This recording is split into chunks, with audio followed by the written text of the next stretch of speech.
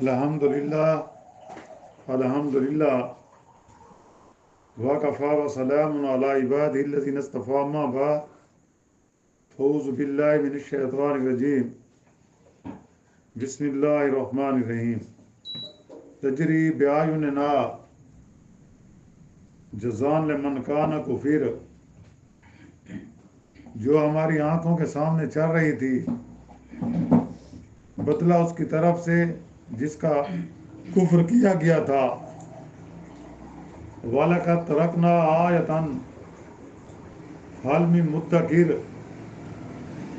اور بے شک ہم نے اس واقعے کو نشانی بنا کر باقی رکھا، بس کوئی نصیحت حاصل کرنے والا ہے۔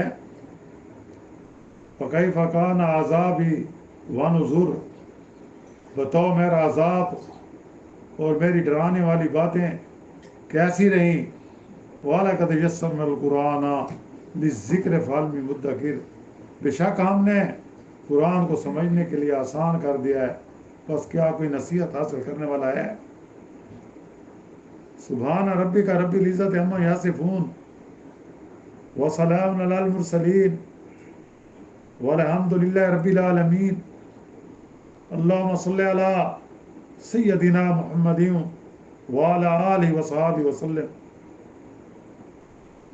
پارہ 27واں سورۃ القمر کی آیات مبارکہ 14، 15، 16 اور 17 کی تلاوت کی گئی ہے۔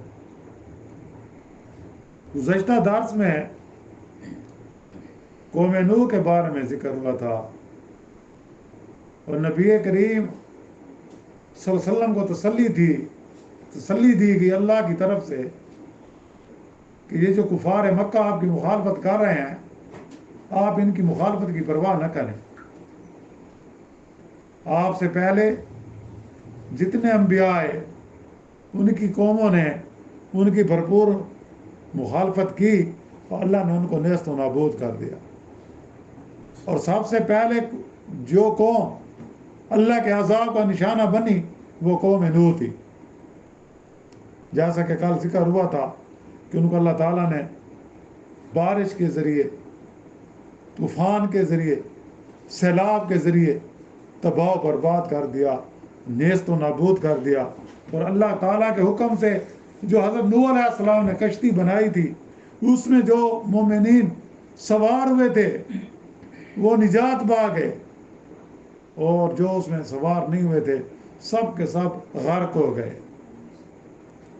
تو یہاں یہی ذکر ہے کہ جب وہ کشتی اس طوفان میں چل رہی تھی، اس پانی میں چل رہی تھی، تو وہ ہمارے سامنے تھی، کیونکہ اللہ سے تو کوئی چیز چھپی بھی نہیں ہے نا۔ وہ بصیر بھی ہے، خبیر بھی ہے، علیم بذات الصدور بھی ہے۔ تو یہاں یہی ہے کہ وہ ہمارے آنکھوں کے سامنے چل رہی تھی، یعنی اللہ کو معلوم تھا کہ کشتی کس سمت جا رہی ہے، کیسے جا رہی ہے، اتنا طوفان ہے، اس کو سنبھالے ہوئے کون تھا؟ اللہ کی ذات تھی۔ اللہ نے اس کو محفوظ کر دیا، کشتی میں سوار لوگوں کو محفوظ کر دیا، اور جو کشتی میں سوار نہیں تھے وہ غرق ہو گئے۔ یعنی یہاں ایک یہ بھی ہے کہ اسلام بھی ہمارے لیے کشتی ہے۔ اب آخر میں نبی کریم صلی اللہ علیہ وسلم کو اللہ نے آخری نبی بنا کر بھیجا، خاتم النبیین بنا کر بھیجا، ختم الرسول بنا کر بھیجا۔ اب یہ اسلام وہ کشتی ہے جس کے ملا میرے نبی کریم صلی اللہ علیہ وسلم تھے، اور اس پر سوار امت محمدیہ ہے۔ اگر یہ آپ صلی اللہ علیہ وسلم کی ہدایت پر عمل کرتی ہیں تو پھر یہ کامیاب، نہیں تو یہ بھی ان کا بھی معاملہ وہی ہوگا جیسے دوسری قوموں کا ہوا۔ اللہ کی طرف سے اگر اس دنیا میں بچ گئے تو مرنے کے بعد تو حساب دینا پڑے گا کہ کیا تم نے دین حق کو قبول کیا، اور بدلہ اس کی طرف سے جس کا کفر کیا تھا۔ یعنی کہ یا وہ دیکھو، یہ جب کشتی باندھ رہی تھی تم اس کا مذاق اڑاتے تھے، حضرت نوح علیہ السلام کو دیوانہ کہتے تھے، آپ کا ٹھٹا مذاق اڑاتے تھے، کبھی جادوگر کہتے تھے، کبھی آپ کے گلے میں کپڑا ڈال کر آپ کو گھسیٹتے تھے، اور تم کہتے تھے کہ ہم نہیں مانتے۔ اب دیکھ لو، جو تم نے جو انکار کیا اس کا بدلہ کیا ہوا؟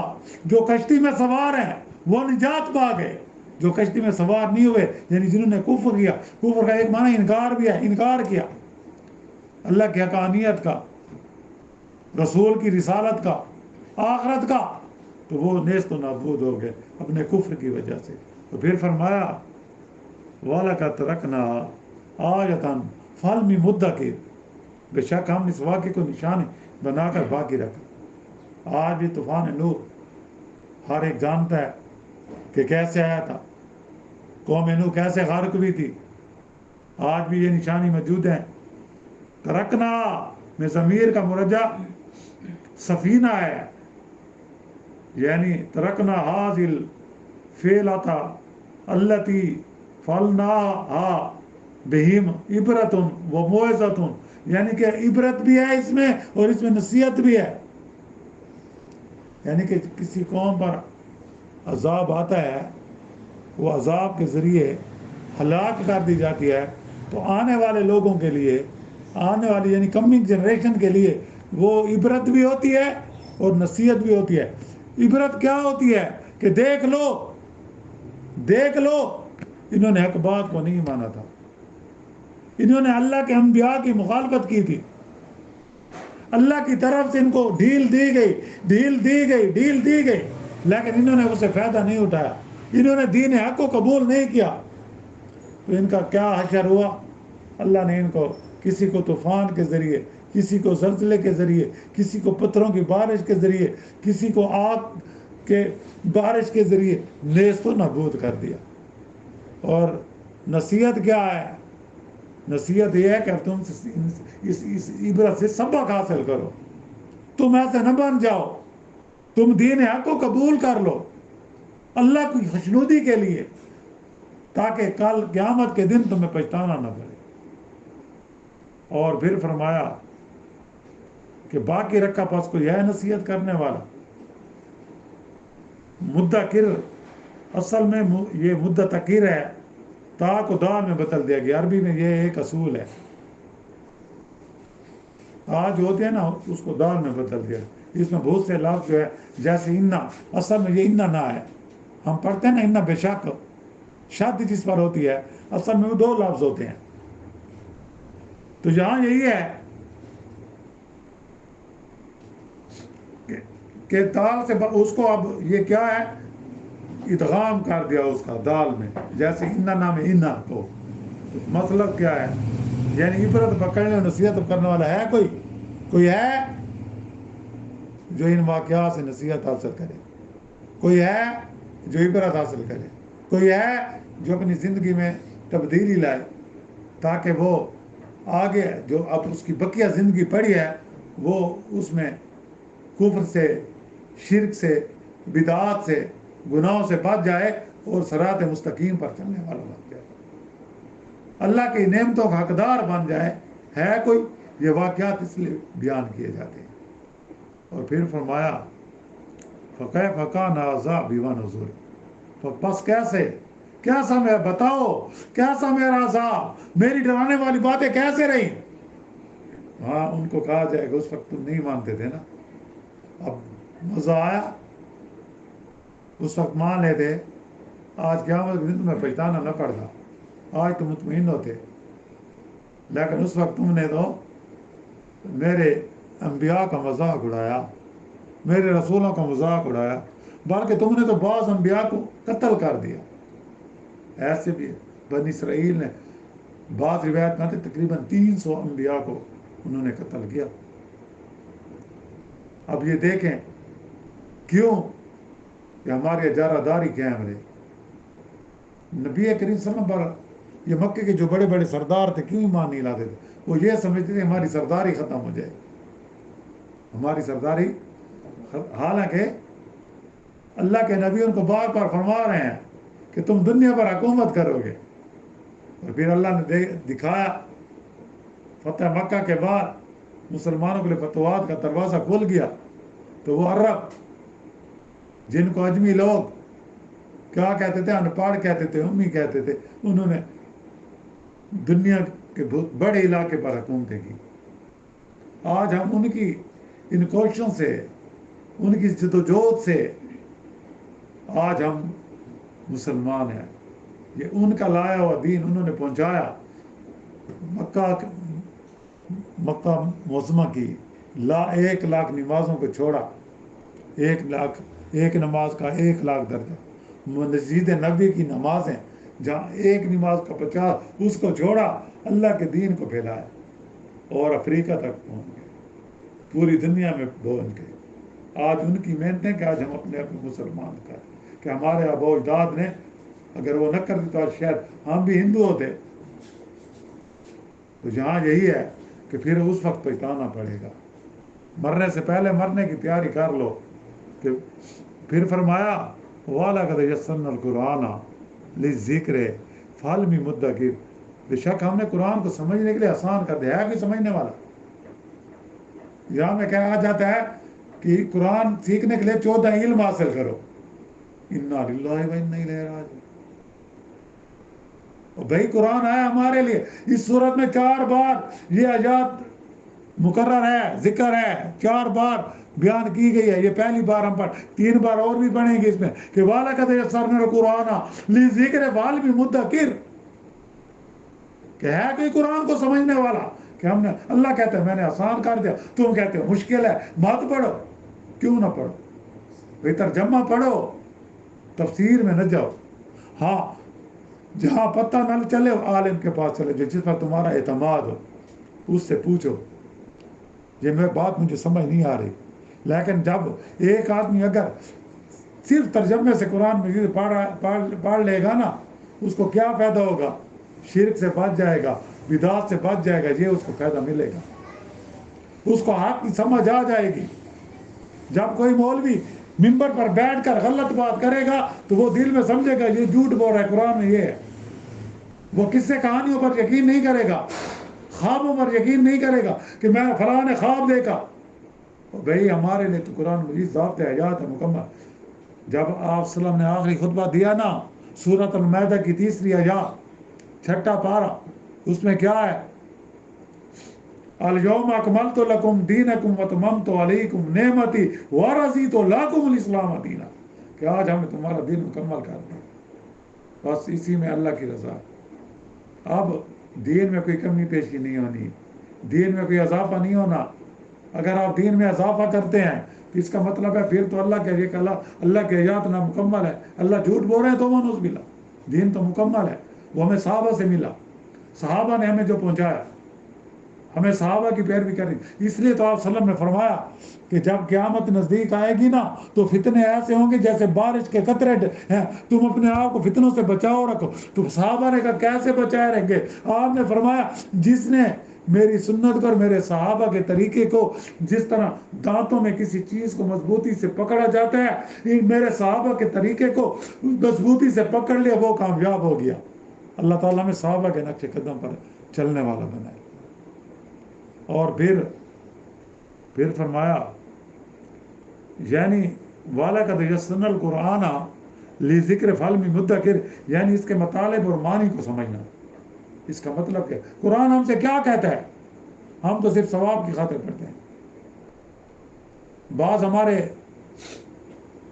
علماء ایسے بھی ہیں قرآن مجید کی تلاوت کرے تو ان کو مطلب کی پتہ نہیں ہوتا، ہم ان کو مولانا کا درجہ دے دیتے ہیں. حافظ قرآن کی اکثریت ہے، حافظ ہیں لیکن ترجمہ نہیں آتا کہ گا. ہمارا اپنا بھی یہی حال ہے. تو جہاں یہی ہے معنی سمجھنا تاکہ اس سے عبرت اور نصیحت حاصل ہو. اس سے زبانی یاد کرنا ہم نے آسان کر دیا. یہ بھی ہے کیوں؟ یہ ایک زندہ معجزہ ہے. دنیا کی کوئی کتاب آپ یاد نہیں کر سکتے. اس بار چیلنج کے ساتھ سے کہہ رہا ہوں، دنیا میں جتنی بھی کتابیں جو چاہے دنیاوی علم پر لکھی گئی ہیں، چاہے پہلے الہامی کتابیں ہیں جیسے تورات ہے، انجیل ہے، مصحف ہیں، دوسرے ہیں، آپ ان کو زبانی یاد نہیں کر سکتے. لیکن میرے اللہ کا کلام یہ زندہ معجزہ، اس کو بچہ یاد کرے تو اس کو بھی ہو جاتا ہے، ایک بوڑھا یاد کرے تو اس کو بھی ہو جاتا ہے، ایک جوان یاد کرے تو یہ اس کو ہو جاتا ہے. اس کا یہ زندہ معجزہ ہے. یہی تو ہے. اگر تم اس کو بغیر سوچے سمجھے پڑھو گے تو اس پر بھی آپ کو ثواب ملے گا. 1 حرف پر 10 نیکیاں. الف لام میم یہ 3 لفظ ہیں, اس پر آپ کو 30 نیکیاں مل گئی. یعنی سمجھے بغیر پڑھیں گے تو اللہ نے یہ ہمارے لیے کتنا وہ آسانی رکھی کہ آپ کو ثواب ملے گا. اور جب سمجھ کر پڑھیں گے تو پھر کیا ہے, سونے پر سہاگا ہے. سونے پر اللہ تعالیٰ سے دعا ہے کہ اللہ تعالیٰ ہمارے ہر گھر کے بچے کو حافظ قرآن بنائے, کیونکہ حافظ قرآن کا بڑا رتبہ ہے. بعض لوگ کہتے ہیں حفظ مت کرو, پھر پڑھو. سمجھو بھائی, حفظ بھی کرو, اس کو پڑھو بھی صحیح, اس کو سمجھو بھی صحیح, کیونکہ یہ قرآن مجید وہ کتاب ہے جس نے قیامت کو روکے ہوئے ہے. قیامت کی ایک نشانی میں یہ بھی ہے کہ جب قیامت آئے گی نا, قرآن نہ سینوں میں ہوگا نہ سفینوں میں ہوگا, کوئی قرآن کا پڑھنے والا نہیں ہوگا. اور اللہ تعالیٰ نے اس میں اتنی برکت رکھی ہے. اس کا پڑھنا ثواب, اس پر عمل کرنا بحر نجات, اور اس کو سمجھنا. سمجھیں گے تو عمل کریں گے, جب سمجھیں گے نہیں تو ہم عمل کیسے کریں گے. اب دیکھیں سورۃ فاتح ایک دعا ہے, بات لمبی ہو جائے گی, مختصر کرتا ہوں. ہم کہتے ہیں نا ایاک نعبد و ایاک نستعین, اے اللہ ہم صرف تیری عبادت کرتے ہیں, تیری عبادت کرتے ہیں, تجھی سے مدد مانگتے ہیں. ایاک نستعین کہ تو ہمیں سیدھا راستہ دے. جب یہ بات ہمارے ذہنوں میں پیوست ہو جائے گی, جب یہ ہمارے رگ رگ میں رچ جائے گی, تو پھر کوئی کسی مزار پر نہیں جائے گا, کسی قبر پر نہیں جائے گا, کسی اور کے پاس نہیں جائے گا, کیونکہ وہ اللہ تعالیٰ کے سامنے جب وہ 5 مرتبہ دن میں جھکے گا اور وہ یہ کہے گا ایاک نعبد و ایاک نستعین, اے اللہ ہم صرف تیری عبادت کرتے, ایاک صرف تیرے بغیر وہ کسی کی نہیں ہے, صرف ہے, ہم تیری بات ایاک اور صرف نستعین, ہم تیری تجھ سے مدد مانگتے ہیں. جب اللہ سے مدد مانگنا پھر کسی دوسرے کے در پر جائے گا. یہ تو صرف سورۃ فاتح کو بھی اگر ہم یاد کر لینا اور نماز میں اس کا تصور کریں تو ہماری زندگی میں انقلاب آ سکتا ہے. ہم شرک سے بچ سکتے ہیں, ہم بدعات سے بچ سکتے ہیں, ہم کفر سے بچ سکتے ہیں. تو جہاں یہی ہے کہ قرآن مجید, اس لیے اللہ نے یہ زبان یاد کرنا بھی آسان کر دیا, یہ بھی اللہ کا نعمت ہے. اور چنانچہ یہ واقعہ ہے کہ قرآن کریم اعجاز و بلاغت کے اعتبار سے نہایت اونچے درجے کی کتاب ہونے کے باوجود کوئی شخص تھوڑی سی توجہ سے وہ عربی گرامر کو, معنی بلاغت کی کتابیں پڑھے بغیر بھی اس سے آسانی سے سمجھ لیتا ہے. کہ آپ لفظی ترجمہ پڑھ لینا, آپ کو کچھ لفظوں کی سمجھ آ جائے تو آپ کو پتہ چل جائے کہ اس کا یہ مطلب ہے. اسی طرح یہ دنیا کی واحد کتاب ہے جو لفظ و لفظ یاد کر لی جاتی ہے, اور دنیا میں سب سے زیادہ حافظ, سب سے زیادہ پڑھی جانے والی کتاب, بغیر سوچے سمجھے پڑھی جانے والی کتاب, سوچ سمجھ کر پڑھے جانے والی کتاب صرف اور صرف یہ قرآن مجید ہے. اور کوئی کتاب ایسی نہیں ہے جس کو بار بار پڑھا جائے. اور ورنہ یہ چھوٹی سی چھوٹی کتاب اس طرح یاد کر لینا بڑا مشکل ہے. یہ چھوٹی سی کتاب آپ یاد کر لیتے ہیں, کر سکتے ہیں, آگے پیچھے وہ کر لیں گے یا رٹا لگائیں, لیکن پھر وہ کچھ مدت کے بعد بھول جائیں گے. لیکن قرآن ہے جو بھولتا نہیں. ہاں یہ بھی بھول جاتا ہے. اس کی مثال آپ نے پرندے سے دی ہے. جس طرح ایک پنجرے میں پرندہ ہوتا ہے, اور اگر اس کا دروازہ کھل گیا تو وہ اڑ جاتا ہے. تو یہ مومن کے دل میں, مسلمان کے دل میں قرآن مجید اگر وہ اس کی تلاوت کرتا ہے, اس کے ساتھ مستحکم دوستی رکھتا ہے, تو یہ جو ہے نا یاد رہتا ہے. اگر اس کو پڑھنا چھوڑ دے گا تو یہ بھی بھول چھوڑ دے گا. یہ ایکویلٹی پر ہے.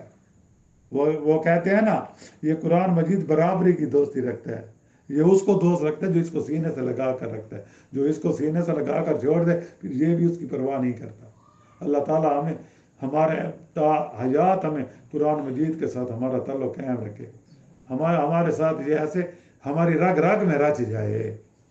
اور دوسرا, انسان اگر اپنے قلب اور ذہن کے دریچے کھول کر اسے عبرت کی آنکھوں سے پڑھے, نصیحت کے کانوں سے سنے, سمجھنے والی دل سے اس پر غور کرے, تو دنیا اور آخرت کی سعادت کے دروازے اس کے لیے کھل جاتے ہیں. اور یہ اس کے قلب و دماغ کی گراؤں میں اتر کر کفر و معصیت کی تمام آلودگی کو صاف کر دیتا ہے. اللہ سے دعا ہے کہ اللہ تعالیٰ ہمیں قرآن مجید پر عمل کرنے والا بنائے اور بقیہ زندگی قرآن و سنت کے مطابق گزارنے کی توفیق دے. اور اللہ تعالیٰ ہم سے راضی ہو جائے یہ ہمارا پڑھنا اللہ تعالیٰ اپنے دربار میں قبول کر لے اور ہماری یہ مغفرت کا ذریعہ بنا دے. وآخر دعوانا ان الحمد للہ رب العالمین. اللہم ربنا آتنا فی الدنیا حسنۃ وفی الآخرۃ حسنۃ وقنا عذاب النار. صلی اللہ تعالیٰ علی خیر خلق محمد وعلی آلہ وصحبہ اجمعین برحمتک یا